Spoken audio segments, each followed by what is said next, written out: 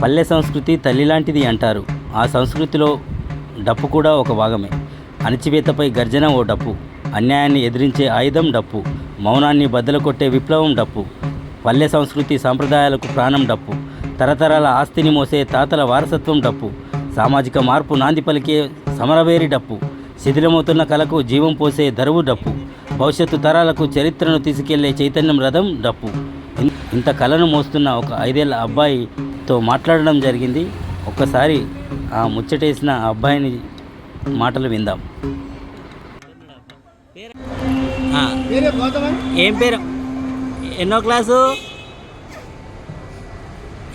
నువ్వు?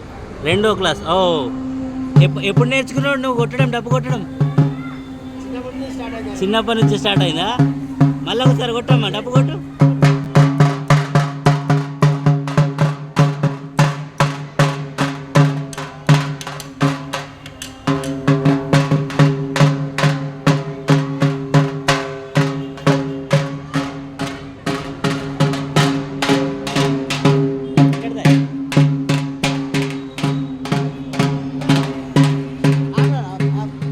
ఏం పేరు బాబు? పేరు ఏం పేరు? గౌతమ్. మీ పేరు? ఎం కృష్ణ. ఎక్కడ ఉంటారు? రాజురామ విలేజ్. విలేజ్. ఇప్పుడు చిత్తారమ్మ టెంపుల్లో మీరు డప్పు కొడుతూ ఉంటారు, ప్రతి వారం కొడుతుంటారు ఇక్కడ? ఏమది?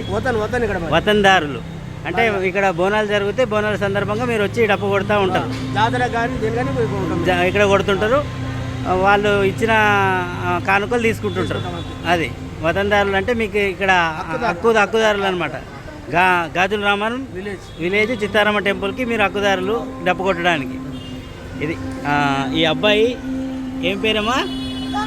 గౌతమ్. ఎన్నేళ్ళు నీకు? 5 years అబ్బాయి డప్పు